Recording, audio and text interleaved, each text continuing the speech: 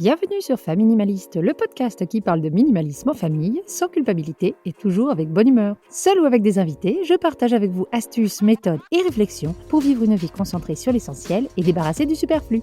Si vous me suivez depuis un moment, merci de vos écoutes, de vos partages, de vos cœurs, étoiles et commentaires, ainsi que vos dons sur la plateforme Ko-fi. Ces petits gestes m'aident vraiment à développer ce podcast. Merci, merci, merci. Et si vous êtes nouveau ou nouvelle, bienvenue à vous.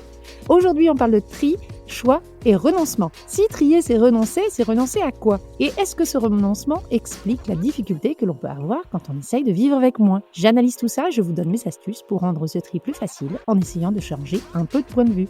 Allez, c'est parti pour l'épisode du jour. Trier, c'est renoncer. Voici une phrase que l'on entend régulièrement. C'est aussi une phrase qui, en tant qu'éternel optimiste, je n'aime pas beaucoup. En tant que minimaliste, mon but n'est pas de posséder peu, mais surtout de posséder mieux, et surtout de posséder en pleine conscience. Je sais pourquoi un objet rentre dans ma vie, je sais ce qu'il va y apporter, je sais ce qu'il va me coûter, et je pense même à sa fin de vie.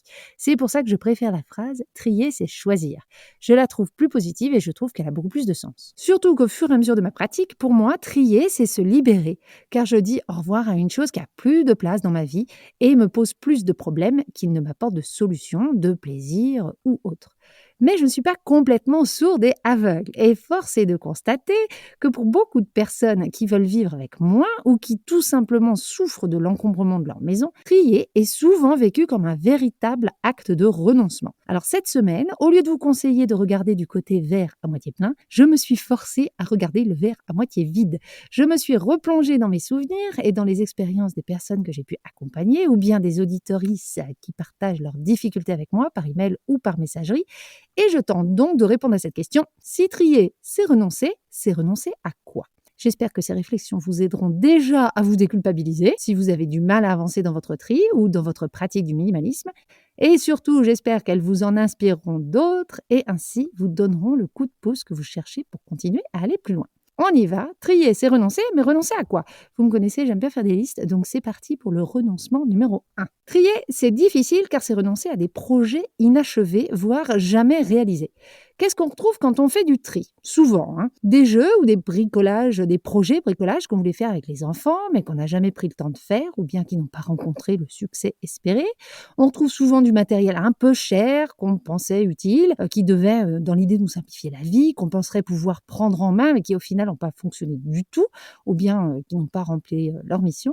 On retrouve aussi du matériel de loisirs ou de sport abîmé, peu, voire pas utilisé, comme les fameux tapis de course, les vélos d'appartement. On pensait en effet reprendre notre forme physique en main, mais on a surestimé peut-être notre intérêt pour ces sports et sous-estimé la charge quotidienne qui nous pèse et qui rend difficile la pratique de ces activités au sein de notre maison. Ou alors, on a tout simplement arrêté suite à une maladie ou à une blessure. La liste des objets qui devaient apporter du plus dans notre vie, que l'on a acheté dans un but précis, est assez longue. Et au final, ce n'est pas à un tapis de course qu'on doit dire au revoir quand vient le moment de s'en séparer, mais à la promesse qu'on s'était faite de reprendre les choses en main. C'est pas vraiment à une imprimante 3D qu'on dit au revoir quand on a besoin de s'en séparer, mais à l'espoir qu'on avait de pouvoir nous dégager du temps pour apprendre à nous en servir correctement. Ce n'est pas forcément à des bouts de bois qu'on dit au revoir quand on fait des tris dans le garage, mais à l'envie qu'on avait de passer du temps avec nos enfants pour leur apprendre à faire une maison pour les peluches ou une cabane dans les arbres. En fait, quand on se retrouve face à tous ces objets, on est face à ce qu'on considère un échec. Et en les regardant, tous ces objets-là pourrir dans une cave, incomplets dans un tiroir ou cachés au fond d'une armoire, on se rend compte qu'on n'a pas réussi à mener ce projet à bien, ou bien qu'on s'est même carrément trompé et qu'on est tombé à côté quand on l'a acheté. Et ça, il faut se l'avouer, c'est pas toujours facile et c'est bien compréhensible. Surtout quand il s'agit de projets que vous voulez faire en famille et qu'à présent, la situation a changé, les enfants ont grandi, on ne peut pas rattraper les choses. Si vous vous reconnaissez là-dedans, si vous avez du mal à dire au revoir à ces projets inachevés et inachevables, voici mon conseil. Si on n'a pas pris le temps de jouer avec ce jeu, de faire ce projet en famille, ou si on a dû changer de direction pour une raison X ou Y, cela ne veut pas pour autant dire qu'on n'a rien fait de positif à la place. Certes, le tissu pour notre projet couture reste inutilisé, mais c'est peut-être parce qu'on a accueilli notre bébé, ou qu'on s'est mis au sport, ou qu'on s'est investi dans un autre hobby qui nous a beaucoup plu. C'est pas parce qu'on n'a pas construit cette cabane dans les arbres avec les enfants qu'on n'a pas fait autre chose, qu'on n'a pas passé du temps de qualité avec eux. Le choix, ce n'était pas faire ce projet ou rien. On en a fait des choses quand même, et on ne peut pas tout faire à la fois. Nos circonstances changent, nos goûts évoluent, et on a le droit aussi de tout simplement s'être trompé. Donc oui, c'est dur de dire au revoir à des projets inachevés, mais quelle est l'alternative? Garder ce sentiment d'échec au fond de nos placards, prêt à nous sauter à la figure dès qu'on ouvre les portes, moi, je vous suggère plutôt de vous débarrasser de ce que vous percevez comme des échecs une fois pour toutes. Admettre que tout ne s'est pas passé comme prévu et faire de la place pour des projets, cette fois-ci, plus réalistes, plus conformes à votre situation, à vos envies, à vos circonstances. Parce que se sentir coupable dès qu'on retombe sur un objet, quel qu'il soit, je ne vois pas l'intérêt. Ça changera en rien la situation. Cela ne peut, à mes yeux, que nous apporter du négatif. Le deuxième renoncement quand on désencombre, c'est celui d'une certaine image que l'on veut donner aux autres ou de l'image que l'on peut avoir de soi. Et celui-là, il est difficile, je le sais par expérience, car ça a été le plus dur pour moi, le renoncement le plus difficile pour moi. Dire au revoir à des projets inachevés, des objets inutilisés, ça m'a fait suer, j'ai vu le gâchis, mais j'avoue que j'ai pas trouvé ça si difficile que ça une fois que je me suis mis dedans. J'étais surtout contente de virer la culpabilité qui allait avec. Par contre, certains objets étaient, à mes yeux, très liés à ma personnalité ou plutôt à l'image que j'avais de moi-même ou que je voulais projeter de moi. Et du coup, c'était beaucoup plus difficile. Je parle très souvent du rapport que j'avais avec les livres. J'en parle dans beaucoup de podcasts et pourquoi ça a été un tri difficile pour moi à la base, avant ma prise de conscience de la nature de mon attachement à ces objets-là. Mais si j'en parle souvent, c'est parce que je trouve que l'exemple est très parlant. Pour faire court, je gardais tous ces livres en surplus, principalement parce que je voulais montrer que j'étais cultivée.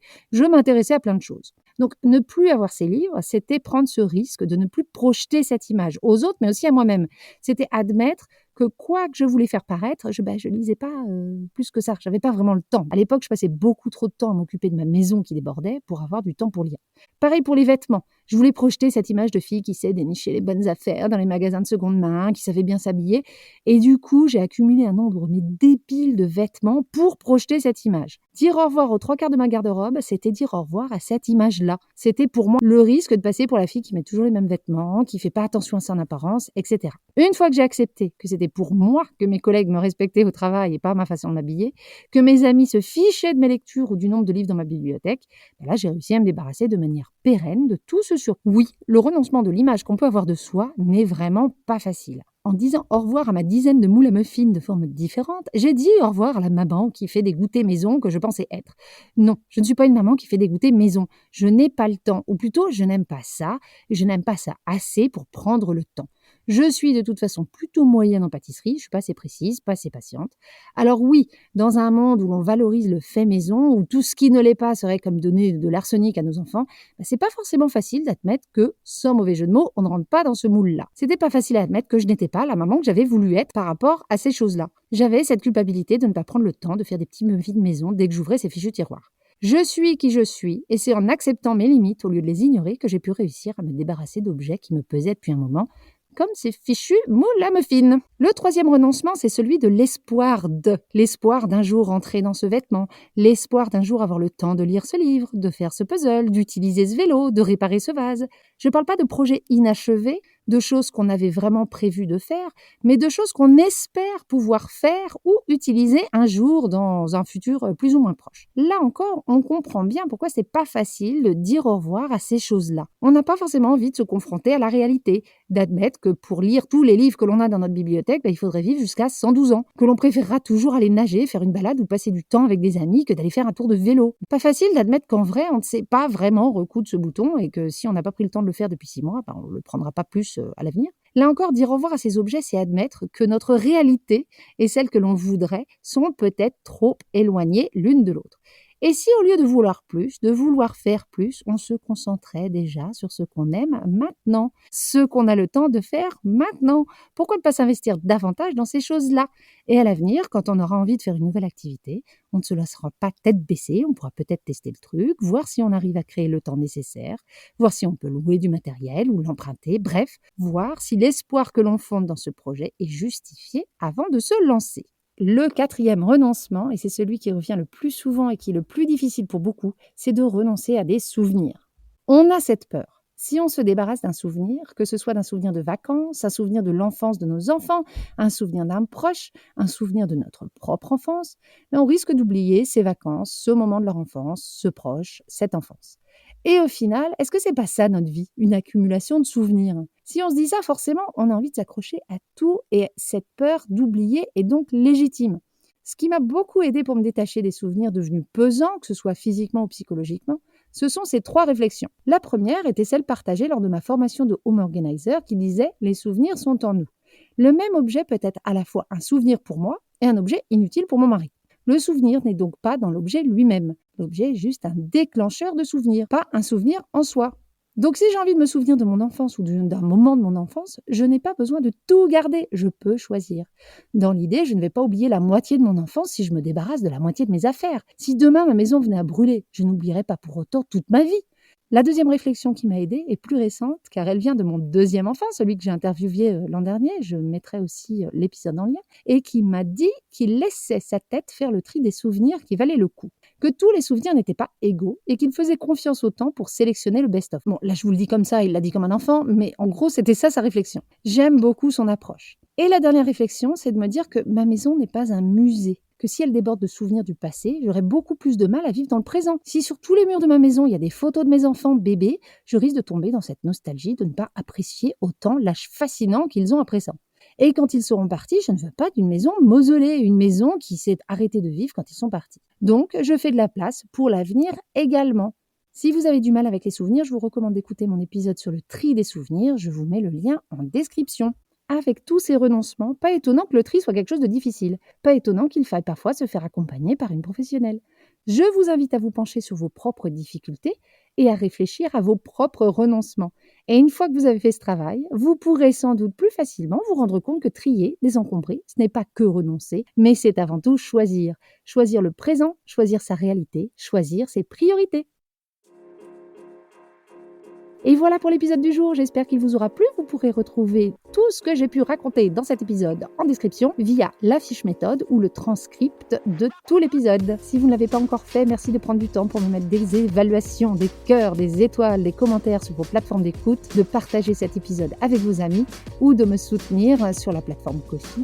Tous les liens sont en description. N'hésitez pas non plus de rentrer en contact avec moi directement si vous avez des idées d'épisodes ou des problématiques particulières auxquelles je n'aurais pas encore répondu à travers mes nombreux épisodes. Je vous dis à la semaine prochaine et en attendant, n'oubliez pas, vivre avec moins, c'est vivre avec mieux.